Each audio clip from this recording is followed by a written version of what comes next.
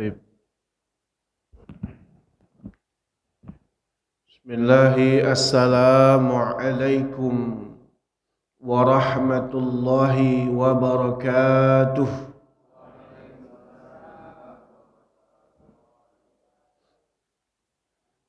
Alhamdulillahi rabbil alamin. Wabihi nasta'inuhu ala umurid dunya waddin. Allahumma salli wa sallim wa barik wa an'im ala nabiyyina Muhammadin sallallahu alaihi wasallam wa ala alihi wa ashabihi ajma'in wa man ittaba'ahum bi ihsanin ila yaumiddin, amma ba'd. Kepada yang kami hormati Ketua DKM Masjid Miftahul Iman dan juga jajaran pengurus takmirnya, para asatidzah, tokoh masyarakat, Bapak Ibu yang tidak bisa kami sebutkan satu persatu tanpa mengurangi rasa hormat dan memuliakan. Semoga Allah Subhanahu wa taala merahmati dan menjaga kita semua. Amin Allahumma amin. Alhamdulillah atas karunia yang Allah berikan pada kita semua. Pada pagi hari ini subuh kita sudah bisa atau sudah diberikan kemudahan oleh Allah untuk melaksanakan atau mendirikan sholat subuh berjamaah di masjid. Salah satu di antara kemerdekaan yang hakiki itu adalah kemerdekaan kita dari penjajahan hawa nafsu kita. Hawa nafsu kita menginginkan, pengennya merem, tapi kita lawan untuk berangkat ke masjid. Ini sama saja nilainya dengan kemerdekaan itu sendiri. Alhamdulillah, dengan rahmat Allah pada hari ini bulan Agustus, suasana di mana-mana memang suasana kemerdekaan. Kita lihat rumah-rumah mengibarkan bendera merah putih yang tentunya itu adalah juga bagian daripada kebiasaan kita. Kita lihat masyarakat mengadakan kerja bakti bersama-sama untuk mensukseskan momentum setahun sekali, menyiapkan perlombaan untuk anak-anak dan yang mantan anak-anak. Ada yang usia taman kanak-kanak, ada taman kakek-kakek juga ikut. Ada kegiatan olahraga, ada kegiatan kebersamaan. Bahkan ya mungkin ada juga makan-makan ya Pak ya. Nah, pada kesempatan kali ini kita akan membahas semarak kemerdekaan dalam bingkai syariat. Saya pribadi dulu mengenang bahwasanya ya memang situasi kemerdekaan ini yang happy, yang senang tuh ya anak-anak ya. Kadang orang tua malah biasa aja ya. Baik, kita akan membahas suatu pembahasan berkaitan dengan semarak kemerdekaan dalam bingkai syariat. Tidak mengurangi yang namanya kata semarak itu ya semangat ya. Kita memang harus bersemangat sebagai wujud rasa syukur kita kepada Allah. Sehingganya ketika kita kemudian meniti waktu bahwa 17 Agustus sebagai kemerdekaan Republik Indonesia, kita pun juga memaknainya dengan kesemangatan juang, bergembira, tapi ingat kegembiraan kita tetap dalam bingkai syariat. Pertama, kita akan membahas bedakan antara ibadah dengan sebuah adat kebiasaan. Kalau urusan ibadah, hukum dasarnya adalah al-aslu fil ibadat ay at-tauqif wa tahrim. Jadi kalau hukum dasarnya ibadah itu pada dasarnya itu adalah haram dan tauqif, menunggu adanya dalil. Makanya kalau urusan ibadah memang harus ada dalil. Terkait dengan penerapannya ada sedikit berbeda di antara kaum muslimin, itu biasa. Kita nggak perlu membahas itu ya. Karena di antara kaum muslimin cukup menggunakan dalil-dalil umum. Maka itu sudah disebut ibadah. Ada yang menggunakan dalil khusus. Terlepas daripada itu, yang namanya ibadah memang harus ada dalil. Nah, kalau bicara adat kebiasaan, maka hukumnya adalah al-aslu fil adati al-ibahah. Hukum dasarnya sebuah adat kebiasaan itu adalah mubah, boleh. Bahkan ulama mengatakan al-adatu al-aslu fiha al-af. Bahwa yang namanya kebiasaan itu hukum dasarnya adalah al-afwu, boleh dimaafkan. Fala yuhdharu minha illa ma harramallahu subhanahu wa ta'ala. Nah ini poin penting nih pembahasan kita. Tidak boleh dilarang kecuali apa yang menjadikannya haram, yaitu adalah apa-apa yang Allah haramkan. Jadi gampangnya tidak boleh dilarang sampai melanggar larangan-larangan Allah. Jadi kaidah di atas mendudukkan bahwa merayakan kemerdekaan itu pada hakikatnya adalah bagian adat kebiasaan. Yang tentunya tidak boleh dilarang ABCD. Karena apa? Karena hukum dasarnya adalah mubah, boleh.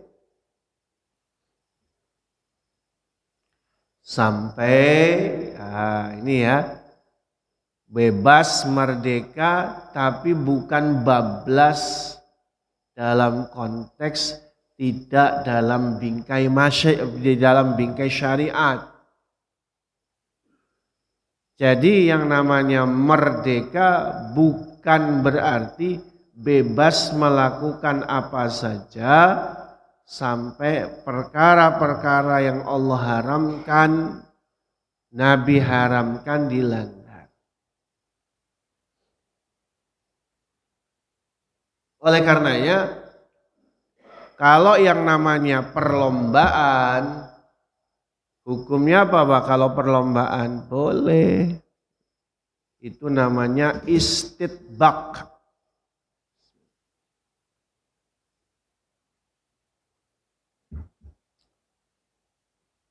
Namanya perlombaan tuh boleh hukumnya karena itu bagian dari istitbaq. Istitbaq itu ya berlomba-lomba Pak dalam konteks itu. Jangankan kita, baginda Nabi saja itu kan masih sering lomba lari dengan istrinya Ibunda Aisyah. Di sini ada bapak-bapak yang masih lomba lari sama istri. Nah itu.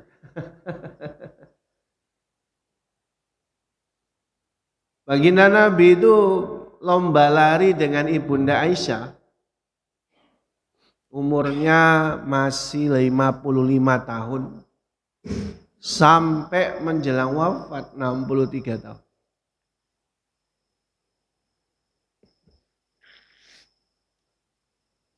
Jadi itu namanya istitbaq, boleh. Atau disebut kalau secara umum musabaqah. Jadi arti musabaqah itu ya perlombaan. Cuma kata musabaqah lebih populer dengan tilawatul Quran. Musabaqah tilawatil Quran. Itu sama artinya juga perlombaan. Apalagi kalau kegiatannya itu adalah kerja bakti. Artinya kalau kerja bakti itu, terima kasih. Sangat bagus sekali. Kenapa di dalam surah Al-Maidah Allah Ta'ala berfirman wa ta'awanu 'alal birri wat taqwa. Ta'awanu 'alal birri wat taqwa.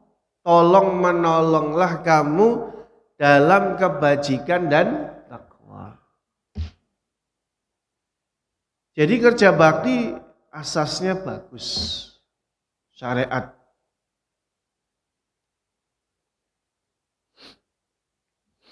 Kita bekerja sama antara aparat desa, lingkungan, RT, lalu kemudian memfungsikan juga barisan Karang Taruna barangkali, kemudian bersinergi dengan masjid, dengan rismanya, dengan pengurusnya. Ini bagus. Ya, ini bagus. Itu bagian daripada ta'awun ya, 'alal birri wat taqwa. Terus ada apa lagi, Pak? Kerja bakti, gotong royong, terus menghias lingkungan. Lingkungan kita hias. Warnanya cenderung dominasinya merah putih. Ada bendera di mana-mana barangkali gitu ya. Pada hakikatnya juga dalam bingkai syariat sesuai. Kenapa? Karena Nabi mengatakan innallaha jamilun yuhibbul jamal. Jadi menyambut 17 Agustus itu selokan dibersihkan, jalanan juga dibersihkan, sampah-sampah diambil, lingkungan dihias, nampak cantik. Bahkan di beberapa tempat ada perlombaan menghias pagar lingkungan dan seterusnya gitu ya. Itu bagus. Yaitu artinya apa? Semarak namanya. Apalagi kalau kita bicara perlombaan yang juga ada mengandalkan fisik, olahraga, boleh lomba lari, balap apa Pak yang biasanya Pak di sini? Balap karung ya. Ya, sebenarnya ya itu baik-baik saja. Apalagi kalau di beberapa tempat menjadikan 17 Agustus juga kegiatan sosial. Itu juga bagus sekali. Bapak Ibu sekalian yang dirahmati Allah, tetapi ada hal yang kita perlu cermati. Pertama, jangan sampai meninggalkan sholat. Perlombaan 17 Agustus jangan sampai membuat meninggalkan sholat. Ini sering terjadi. Orang sibuk lomba, panitianya sibuk mempersiapkan acara. Terdengar Allahu Akbar, azan, lomba masih lanjut. Ya. Saatnya sholat, ya berhenti sholat dulu, nggak apa-apa.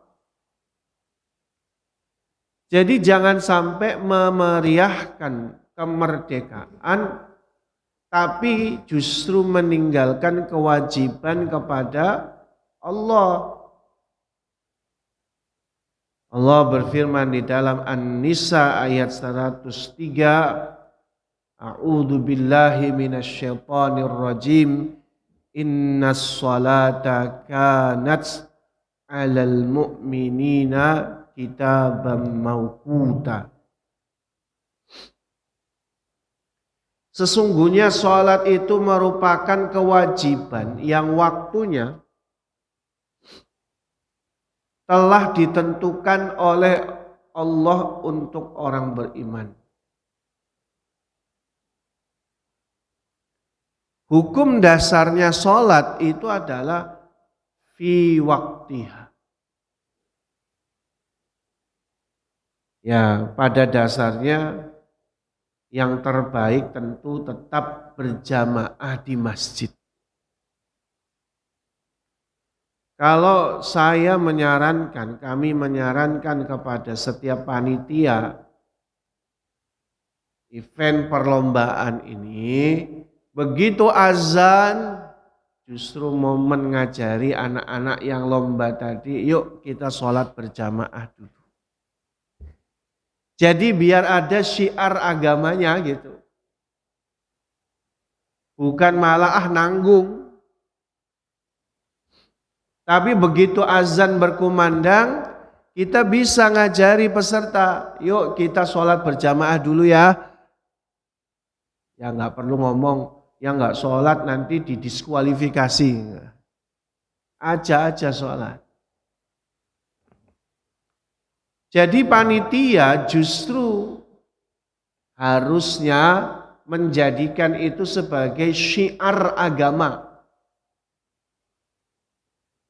Apalagi nanti pengurus masjid yang bertransformasi jadi panitia perlombaan. Nah, itu harus menunjukkan karakter pengurus masjidnya. Mumpung orang lagi pada kumpul Pak, kasih tahu kalau Ahad subuh itu ada kajian. Mumpung pada ngumpul, kadang kalau pengajian ya belum tentu mereka dengar. Itu ya. Kalau dulu pengalaman saya di kampung, jadi momen 17 Agustus memang ada biasalah perlombaan pada umumnya. Tapi bagus ya, dulu di kampung saya itu ada perlombaan pidato, perlombaan azan itu momen 17 Agustus itu. Perlombaan baca puisi, nasyid islami, bahkan apa bahasanya Islamic fashion ya. Itu dulu di tempat saya 17 Agustus tuh Pak. Jadi ada kegiatan-kegiatan yang nuansanya juga keagamaan. Promosi. Bahkan ya kita tahu beberapa tempat ya tentu ya itu beda-beda khasnya, cuman perlu ditiru. Apa-apa yang baik untuk masyarakat. Saya kira kalau sekarang itu secara pengetahuan kan sudah berkembang ya. Sudah berkembang, mana yang baik, mana yang buruk kita bisa tahu lah. Kemudian berikutnya secara adab. Namanya momen perlombaan itu yang ngumpul lah masyarakat itu. Laki, perempuan, ya itu nggak bisa dihindari, nggak bisa. Sesuatu yang tidak bisa dihindari, karena itu momen ngumpul orang banyak. Hatta sampai kemudian di tanah suci saja, karena momennya begitu, jadi ya susah dikendalikan yang namanya tabarruj, ikhtilat, ya ikhtilat itu campur baur. Susah. Mau dipisah juga nggak bisa. Maka yang harus dilakukan apa Bu? Tetap menutup aurat, ya. Pakaian, auratnya tuh dijaga ya Bu, jangan ngalor ngidul. Saya nggak setuju kalau ada perlombaan ibu-ibu harus pakai daster. Aduh, auratnya kemana-mana. Jangan ibu bilang, alah Pak Ustadz siapa sih yang mau ngeliat saya? Wong saya ini gemuk. Nggak ada. Tetap aja bapak-bapak melotot. Ya Pak ya? Oh iya kata bapak.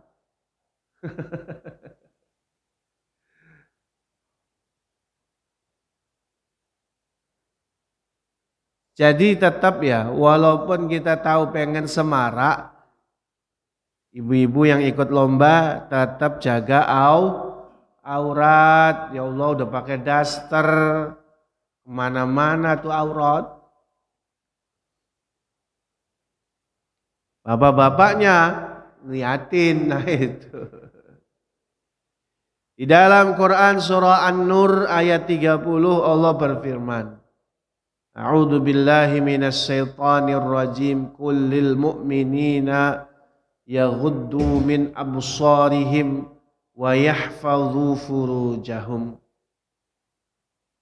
Katakanlah kepada laki-laki orang yang beriman agar mereka menundukkan pandangan dan menjaga kemaluan mereka. Jadi jangan sampai berduaan dengan istri tetangga, jangan. Momen lagi rame, jauh dari sorotan. Nah, ini banyak juga kejadian itu.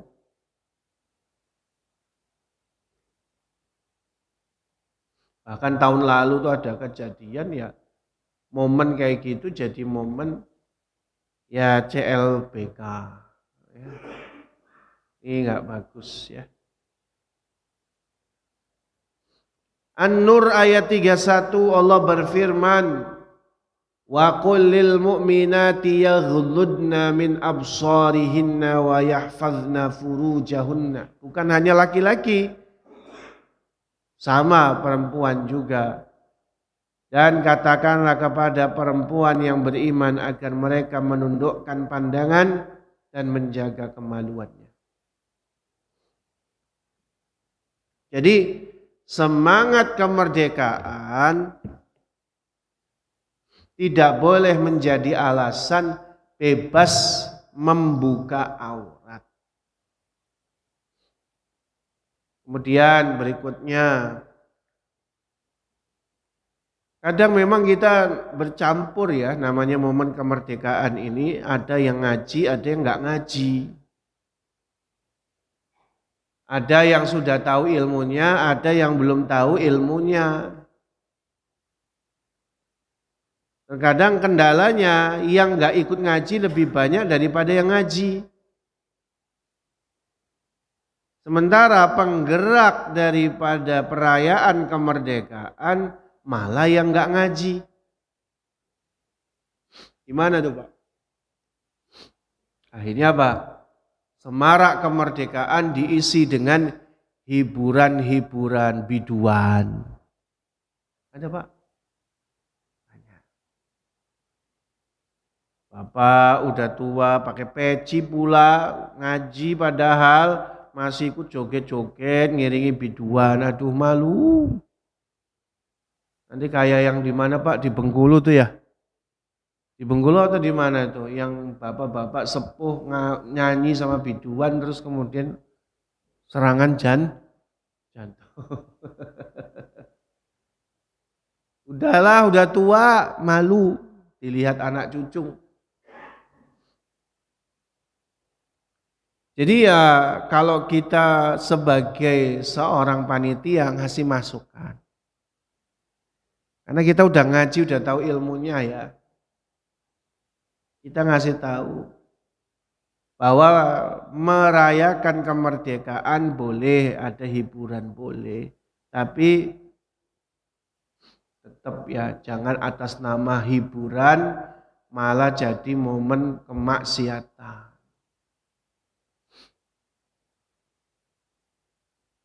Ada apa tuh Pak? Joget-joget ya. Bahkan sebagian nauzubillah ada istilah yang beredar itu apa di daerah-daerah timur sana. Saya lupa namanya.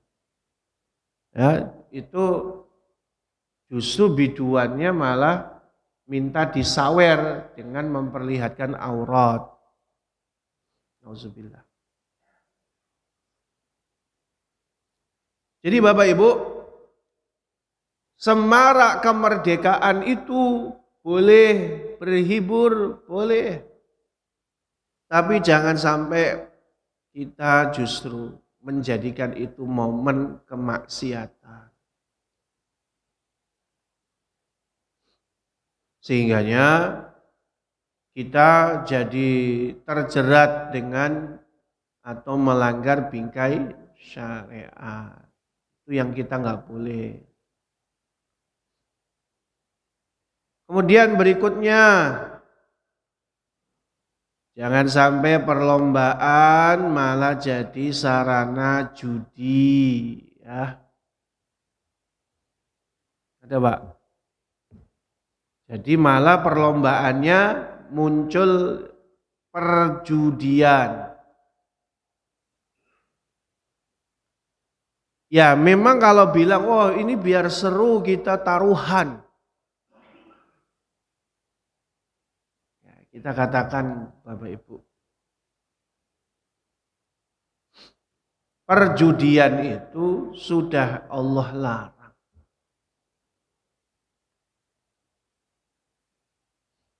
Itu udah jelas. Hurrimat alaikumul maisir, diharamkan kepadamu perjudian.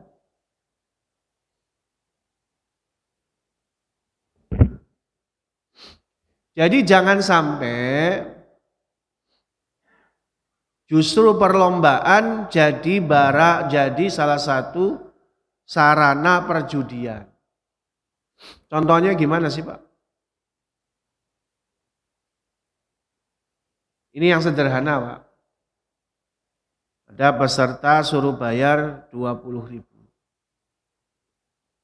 Uang itu dikumpulkan, maka pemenang mengambil uang tersebut. 20.000 peserta misalnya 50 orang. Dia bayar 20.000, hadiahnya dapat misalnya 5 juta. Misal ya. 50 kali 20. Ya, sampai 1 juta gitu.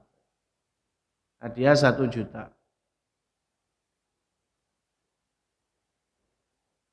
Ini termasuk perjudian, Pak. Loh, kok bisa? Iya, karena peserta bayar 20.000, yang 20.000 itu dikumpulkan untuk hadiah. Itu tidak ada bedanya dengan main lotre, sama.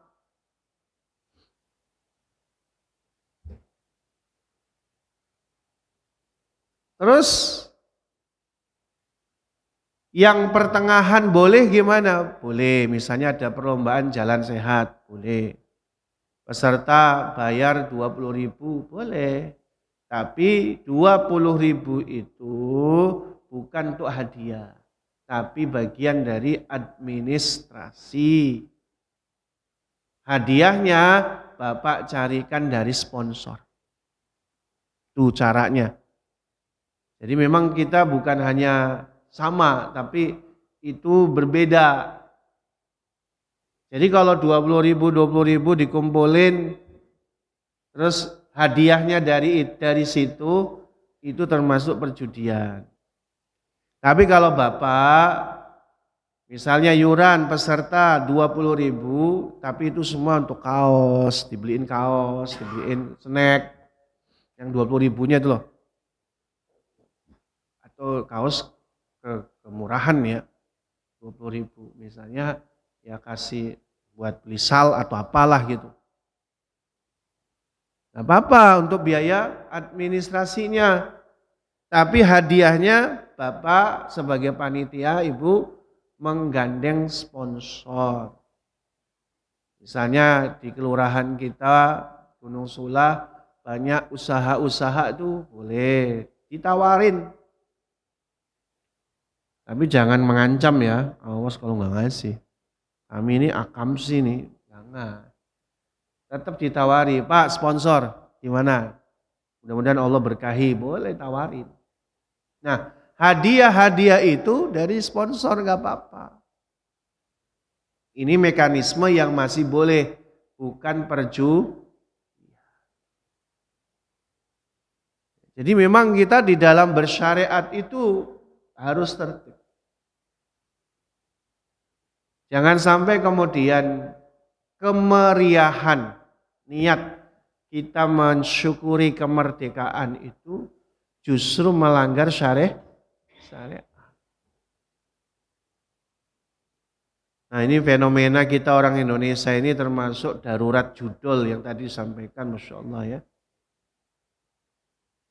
Di mana ada judi, disitulah senang. Intinya, jangan jadikan perlombaan sebagai perjudian. Kalau kita mau ngasih hadiah, kan kita biasanya minta sumbangan ya Pak ya, ke masyarakat ya. Kan biasanya panitia ngedarin proposal kan. Nah itu, dijadikan sebagai hadiah, nggak apa-apa. Adapun yuran tadi dijadikan sebagai biaya administrasi. Hadiahnya harus dibedakan. Kemudian jangan ada pemborosan.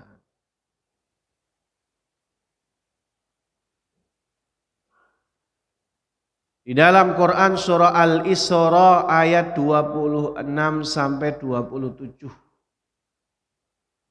Allah berfirman, A'udzu billahi minasyaitonir rajim, wa la tubadzir tabdzira. Innal mubadzirina kanu ikhwanasy syayatin.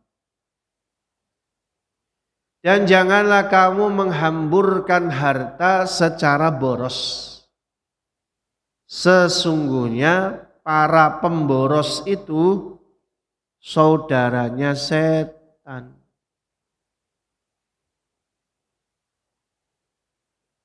Indonesia itu pada hakikatnya sedang disorot, Pak.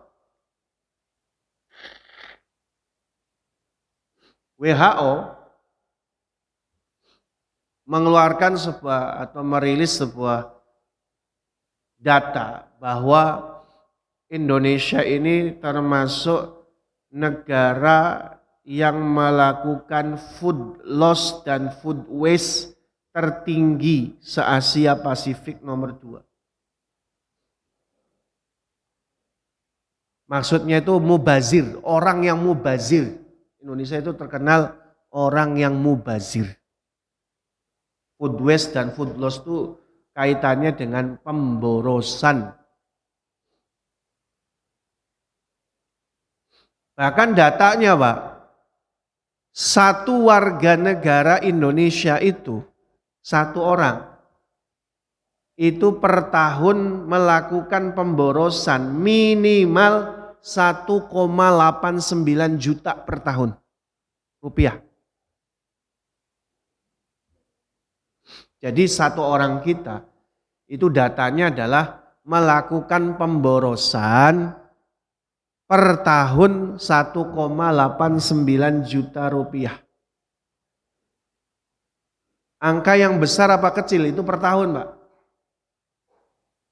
Bagi kita angkanya kecil ya. Coba Bapak kalikan 300 juta penduduk Indonesia. 300 juta penduduk Indonesia, per penduduknya 1,8 juta taruhlah. Boros.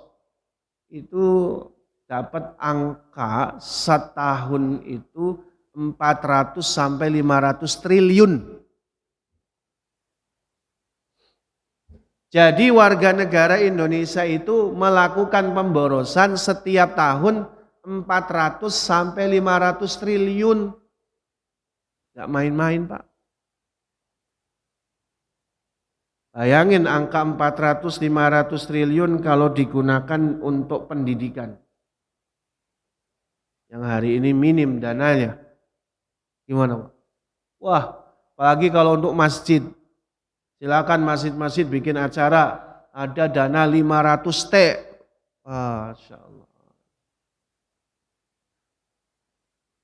Bisa makmur tuh kita bikin acara apa aja ya Pak ya. Jadi alangkah banyaknya. Nah kita ini seringkali mudah untuk boros. Apalagi kalau punya prinsip ternyata pengeluaran itu lebih sedikit dari pemasukan. Udah jor-joran. Habisin mumpung ada anggaran. Biasaan kita itu. Silakan mensemarakkan kemerdekaan, silakan memeriahkan kemerdekaan, monggo silakan. Tapi jangan sampai buang-buang boros. Sampah di mana-mana kalau budaya Lombok itu ya Allah, saya kadang miris tuh nasi dibuang-buang. Padahal kita tahu saudara-saudara kita di Palestina di mana-mana, makan Pak, itu dari pohon kaktus itu Pak, tanaman kaktus Pak. Karena saking laparnya, kaktus aja dimakan. Jadi kita jangan sampai kemudian melakukan perlombaan memeriahkannya, tapi kita boros gitu. Kalau memang ada dana lebih, saya sarankan ya untuk doorpress bagi-bagi sembako bagi yang fakir miskin, nggak apa-apa. Kita buat kegiatan yang fungsional, santunan. Boleh juga tuh gandeng PMI, donor darah, atau melakukan pelayanan masyarakat, pembagian makanan, kegiatan pendidikan, itu bagus. Daripada ya tadi jor-joran. Dan kita juga mengingatkan, tetap harus menggunakannya secara jujur. Di dalam An-Nisa ayat 58, Allah Ta'ala berfirman, A'udzu billahi minasyaitonir rajim. Innallaha ya'murukum an tu'addul amanati ila ahliha. Sesungguhnya Allah menyuruh kalian menyampaikan amanah kepada yang berhak menerimanya. Ada dua makna dalam ayat di atas. Yang pertama, kita itu mendelegasikan amanah harus sesuai dengan kapasitas, kualifikasi orang tersebut. Jujur, berintegritas, dan seterusnya. Makna yang kedua, kalau kita sudah mengemban amanah, tunaikan amanah itu secara jujur. Jangan sampai bingkai kata merdeka ini sakral, tapi justru kita memanfaatkan situasi ini untuk kepentingan pribadi. Jadi seringkali orang tuh berlindung pada kata nasionalisme. Kadang orang berlindung kepada kata mari merdeka gitu ya. Tapi ternyata dia sedang menjajah keuangan negara. Jangan. Jadi intinya kita tetap berlaku jujur. Jangan sampai momen ini jadi kita berpotensi untuk melakukan banyak kecurangan. Jangan. Kemudian perlombaannya jangan membahayakan. Jangan asal seru, tapi jangan pula kita membahayakan gitu. Panjat pinang itu bahaya apa enggak, Pak?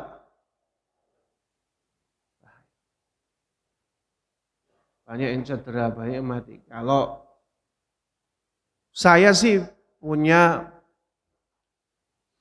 bagian daripada mungkin bahasanya pendekatan ya. Pendekatan yang lebih subjektif lah. Yang ikut panjat pinang ya profesional lah, masih bisa. Karena itu juga ketangkasan kan. Terus safety-nya juga dijaga.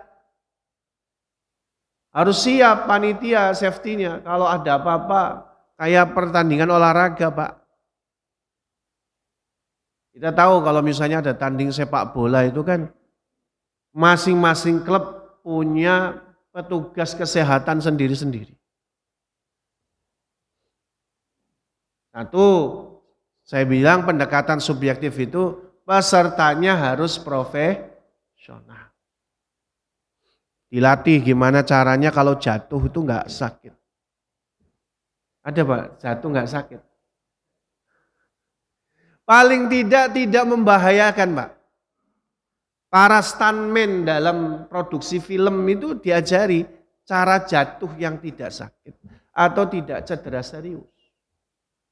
Itu profesional. Jadi tetap kita bicara pendekatannya subjektif. Ya tergantung orangnya, kalau profesional silakan. Kemudian yang kedua tadi, harus ada mekanisme pertolongan pertama secara medis.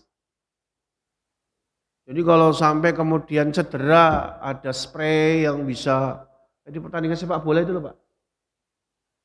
Terus kalau misalnya ada serangan apa, dia harus siap. Nah ini memang penting. Dalilnya apa? Allah Ta'ala berfirman, wala tulku bi aidikum ila tahlukah. Jangan kau jerumuskan dirimu pada kebinasaan yang membahayakan. Atau di dalam hadis Ibnu Majah, la dororo wala diroro. Tidak boleh membahayakan diri sendiri dan tidak boleh membahayakan orang lain. Kegiatan harus aman, tidak boleh ada pemaksaan atau bahkan sebuah pertandingan yang berbahaya demi tontonan. Analogi saya, boleh nggak perlombaan ada adu tinju? Di ring, Pak. Saya katakan boleh. Tapi kan profesional. Ada area yang nggak boleh dipukul, ya kan?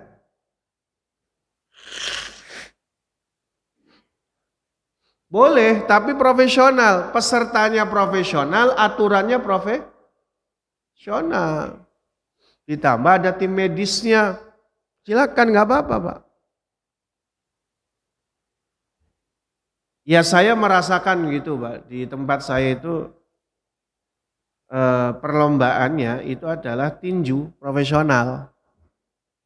Jadi ada pelatihnya, ada ininya. Benar-benar tinju anak-anak tapi dilatih dulu.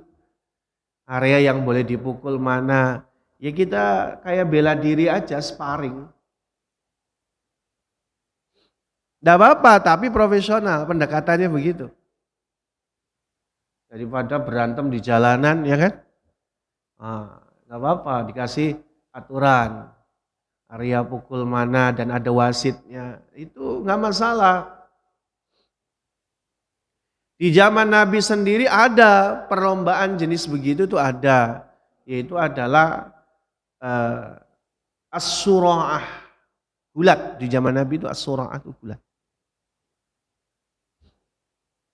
Jadi bergulat itu boleh, itu ketangkasan, Pak. Tapi profesional gitu tadi. Jadi kalau kita tidak ada penanganan profesional, ya lebih baik kita menahan diri lah. Jangan sampai membahayakan. Momen ini membahayakan. Tahun kemarin cukup sedih ya. 2 tahun yang lalu. Ya ada di daerah Kota Karang itu. Anak-anak perlombaannya membahayakan. Meninggal, Pak. Dengan qadarullah semuanya ya. Membahayakan. Meninggal.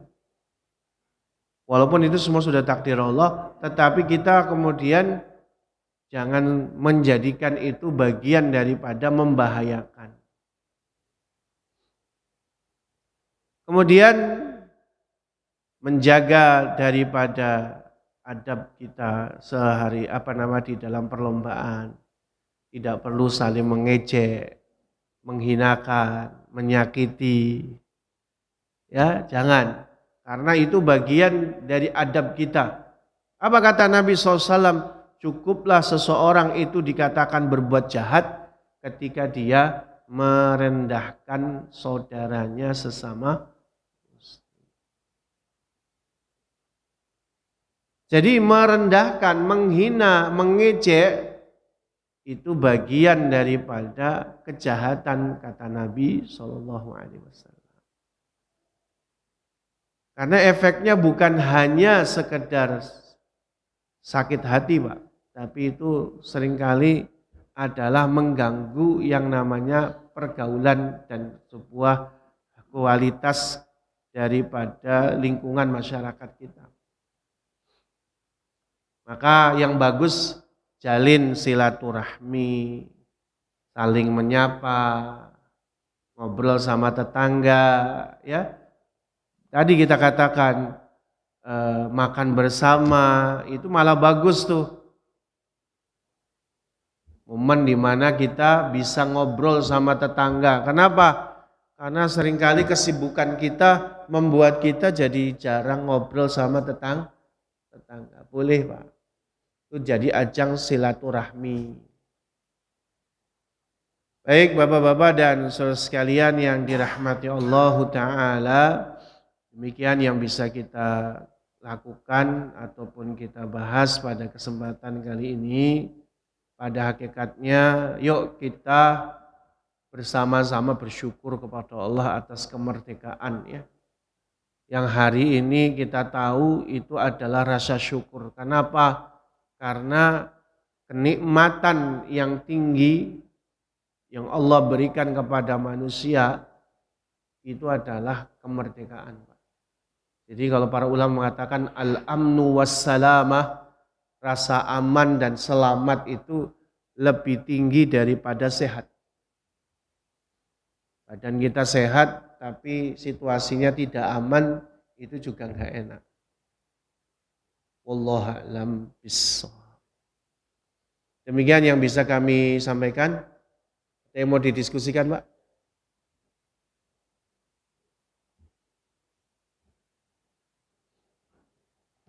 Kayaknya udah ngerti semua ya. Ya udah alhamdulillah. Jadi perlombaannya mulai hari ini, Pak. Oh, dari kemarin? Oh, dari kemarin. Masya Allah. Masya Allah. Baik, saya cukupkan waktu dan tempat kami kembalikan. Billahi taufik wal hidayah. Wallahu a'lam bishawab. Wassalamualaikum warahmatullahi wabarakatuh.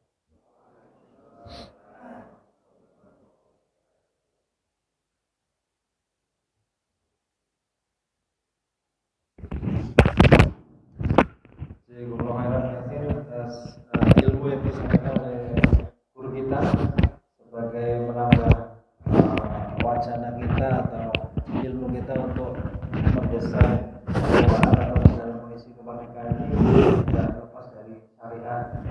Ini menjadi penting buat kita untuk bisa dilaksanakan. Dan banyak ilmu tadi yang disampaikan oleh Ustaz bagaimana tentang bahaya judi, pemborosan dan lainnya yang itu sering kita lakukan dan melanggar syariat. Baiklah Bapak-bapak sekalian, alhamdulillah kajian kita selesai dan ibu-ibu sudah menyiapkan ya Bu ya untuk sarapan biar kita lebih merdeka lagi hari ini. Kita setelah ini sholat suruh dan bisa Bapak jangan langsung pulang Pak karena sudah disiapkan ibu-ibu. Kalau nggak dimakan kita dimarahin Pak. Itu mungkin yang bisa disampaikan. Mudah-mudahan dirahmati Allah Subhanahu wa taala untuk mengakhiri kajian kita ini kita bisa apa Pak yang merdeka ya. Merdeka! Merdeka! Takbir! Allahu Akbar. Mohon maaf bila ada kesalahan kita tutup dengan baca lafaz hamdalah dan doa kafaratul majelis. Alhamdulillah bil alamin subhanallahi wa bihamdihi asyhadu an la ilaha illa anta astaghfiruka wa atubu ilaik. Assalamualaikum warahmatullahi